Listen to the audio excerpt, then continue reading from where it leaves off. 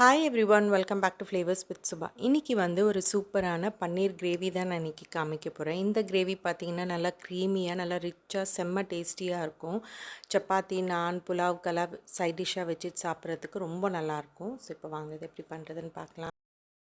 இப்போ ஃபஸ்ட்டு வந்து இந்த கிரேவி பண்ணுறதுக்கு நம்ம ஒரு மசாலா அரைச்சிக்கலாம். அதுக்கு நான் இங்கே வந்து கொஞ்சமாக தனியா, சீரகம், மிளகு, காஞ்ச மிளகா, அதுக்கப்புறம் கொஞ்சமாக ஏலக்காய், இது எல்லாத்தையும் ஒரு பேனில் சேர்த்துட்டு லோ டு மீடியம் ஃப்ளேமில் இதை வந்து ட்ரை ரோஸ்ட் பண்ணிக்கோங்க.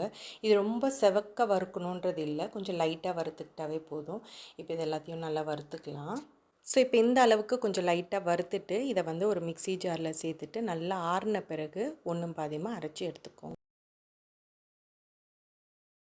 இப்போ நெக்ஸ்ட்டு வந்து நான் இங்கே ஒரு பேனில் கொஞ்சமாக எண்ணெய் சேர்த்துக்கிறேன். எண்ணெய் கொஞ்சம் சூடானவுடனே நான் இதில் கட் பண்ணி வச்சுருக்கிற பன்னீர் எல்லாத்தையும் சேர்த்துக்கிறேன். சேர்த்துட்டு எல்லா சைடும் வந்து கொஞ்சம் லைட்டாக கலர் மாறுற வரைக்கும் ஃப்ரை பண்ணி எடுத்துக்கோங்க.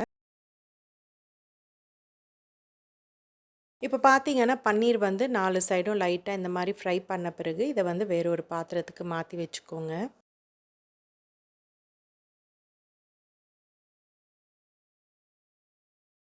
இப்போ அதே பேனில் நான் இன்னும் கொஞ்சம் எண்ணெய் சேர்த்துக்கிறேன். அது கூடவே வந்து கொஞ்சமாக பட்டரும் சேர்த்துக்கிறேன். பட்டர் சேர்த்தா டேஸ்ட் ரொம்ப நல்லாயிருக்கும். இப்போ இது கொஞ்சம் சூடானவுடனே இதில் வந்து நான் இங்கே வெங்காயத்தை மிக்சியில் நல்லா நைஸாக அரைச்சி வச்சுருக்கேன். இப்போ இதை வந்து இந்த பேனில் சேர்த்துக்கோங்க.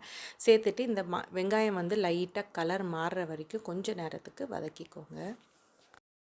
இப்போ வெங்காயம் இந்த அளவுக்கு நல்லா வதங்கினோடனே இப்போ இதில் வந்து கொஞ்சமாக இஞ்சி பூண்டு விழுது சேர்த்துக்கோங்க. சேர்த்துட்டு இப்போ இந்த வெங்காயம், இஞ்சி பூண்டு விழுதோட பச்சை வாசனை போகிற வரைக்கும் கொஞ்ச நேரத்துக்கு வதக்கிக்கோங்க. இப்போ நெக்ஸ்ட்டு வந்து நம்ம அரைச்சி வச்சுருக்கிற மசாலா எல்லாத்தையும் சேர்த்துக்கோங்க. அது கூடவே வந்து கொஞ்சமாக தண்ணி சேர்த்துட்டு இது எல்லாத்தையும் வந்து அந்த இஞ்சி பூண்டு விழுது வெங்காயத்தோடு நல்லா வதக்கிக்கோங்க.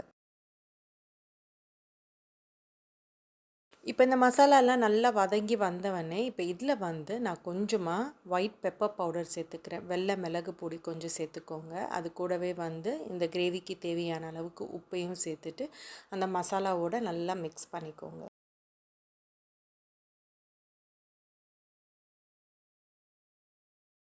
இப்போ இது கூடவே வந்து கொஞ்சமாக தயிர் சேர்த்துக்கோங்க. சேர்த்துட்டு எல்லாத்தையும் நல்லா மிக்ஸ் பண்ணிவிட்டு அந்த தயிர் வந்து அந்த மசாலாவோட நல்லா மிக்ஸ் ஆகி எண்ணெய் பிரிஞ்சு வர வரைக்கும் கொஞ்சம் நேரத்துக்கு குக் பண்ணிக்கோங்க. இப்போ தயிர் வந்து கிரேவியோட நல்லா மிக்ஸ் ஆன பிறகு இப்போ இதில் வந்து நான் ஆல்ரெடி முந்திரி பருப்பை தண்ணியில் ஊற வச்சு மிக்சியில் வந்து நல்லா நைஸாக பேஸ்ட் மாதிரி அரைச்சி வச்சுருக்கேன். இப்போ இதை வந்து இந்த கிரேவியோடு சேர்த்துட்டு நல்லா மிக்ஸ் பண்ணிவிட்டு இது நல்லா திக்காகி எண்ணெய் வந்து நல்லா பிரிஞ்சு வர வரைக்கும் ஒரு 2 நிமிஷத்துக்கு குக் பண்ணிக்கோங்க.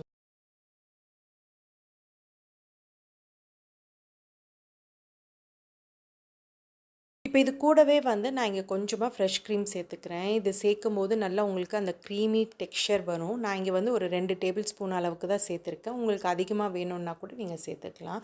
இப்போ இதையும் சேர்த்துட்டு எல்லாத்தையும் நல்லா மிக்ஸ் பண்ணிவிட்டு ஒரு 2, 3 நிமிஷத்துக்கு நல்லா குக் பண்ணிக்கோங்க.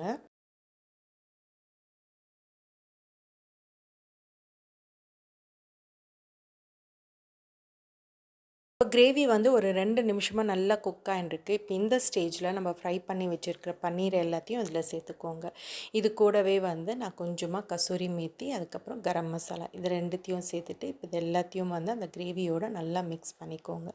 அதுக்கப்புறம் இதுக்கு தேவையான அளவுக்கு கொஞ்சமாக இந்த கிரேவிக்கு தேவையான அளவுக்கு தண்ணி சேர்த்துக்கோங்க. சேர்த்துட்டு எல்லாத்தையும் நல்லா மிக்ஸ் பண்ணிவிட்டு மேலே மூடி போட்டு ஒரு 4, 5 நிமிஷத்துக்கு இதை வந்து லோ ஃப்ளேமில் வச்சு குக் பண்ணிக்கோங்க. இப்போ ஒரு 4, 5 நிமிஷம் கழித்து பார்த்தீங்கன்னா, அந்த பன்னீர் வந்து நல்லா சாஃப்டாக அந்த கிரேவியோட நல்லா குக்காக இருக்கும். இப்போ இந்த ஸ்டேஜில் அடுப்பை ஆஃப் பண்ணி இந்த பேனை வந்து தனியாக எடுத்து வச்சுக்கோங்க. இப்போ நெக்ஸ்ட்டு வந்து நான் இங்கே வேறு ஒரு பேனில் கொஞ்சமாக எண்ணெய் சேர்த்துக்கிறேன். எண்ணெய் வந்து கொஞ்சம் சூடானவுடனே இதில் வந்து இஞ்சியை வந்து நல்லா தின் ஸ்லைசஸாக கட் பண்ணி வச்சுருக்கேன். அது கூட வந்து 2 பச்சை மிளகா, அதுக்கப்புறம் தக்காளிக்குள்ளே இருக்கிற சீட்ஸ் எல்லாம் ரிமூவ் பண்ணிவிட்டு அதை வந்து மீடியம் சைஸில் கட் பண்ணி வச்சுருக்கேன். அதே மாதிரி நான் இங்கே சிகப்பு குடை மிளகா எடுத்திருக்கேன். உங்ககிட்ட பச்சை கலர் குடை மிளகா இருந்தால் எடுத்துக்கோங்க, கொஞ்சம் கலர்ஃபுல்லாக இருக்கும். என்கிட்ட ரெட்டு தான் இருந்தது. ஸோ இதையும் வந்து மீடியம் சைஸில் கட் பண்ணிவிட்டு இப்போ இது எல்லாத்தையும் வந்து இந்த பேனில் சேர்த்துக்கோங்க. சேர்த்துட்டு மீடியம் ஃப்ளேமில் இந்த வெஜிடபிள்ஸ் எல்லாத்தையும் நல்லா குக் பண்ணிக்கோங்க. இது வந்து ரொம்ப சாஃப்டாக இருக்கக்கூடாது, கொஞ்சம் அந்த க்ரன்ச்சினஸ் இருக்கணும். அந்த அளவுக்கு வந்து இந்த வெஜிடபிள்ஸை குக் பண்ணிக்கோங்க.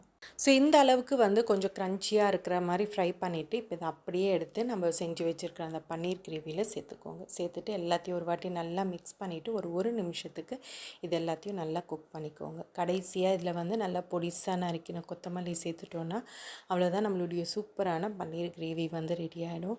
ஸோ கண்டிப்பாக அது ட்ரை பண்ணி பாருங்கள். செம்ம ஈஸியான ஒரு ரெசிபி, டேஸ்ட்டும் ரொம்ப நல்லாயிருக்கும்.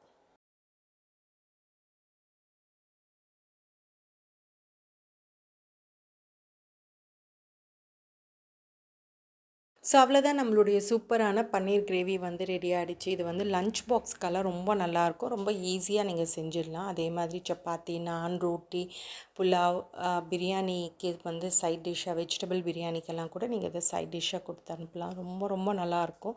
ஸோ கண்டிப்பாக வீட்டில் ட்ரை பண்ணிவிட்டு எப்படி வந்திருக்குன்னு சொல்லுங்கள். ஸோ இதோட இந்த வீடியோ முடியுது. நெக்ஸ்ட்டு வேறு ஒரு இன்ட்ரெஸ்டிங்கான வீடியோவோட உங்களை பார்க்குறேன். என்னோடய வீடியோஸ், என்னோடய ரெசிபீஸ் எல்லாம் உங்களுக்கு பிடிச்சிருந்ததுன்னா ப்ளீஸ் சப்ஸ்கிரைப் பண்ணுங்கள், ஷேர் பண்ணுங்கள் அண்ட் மறக்காமல் பெல் ஐக்கானையும் ப்ரெஸ் பண்ணி வச்சுக்கோங்க. தேங்க்யூ.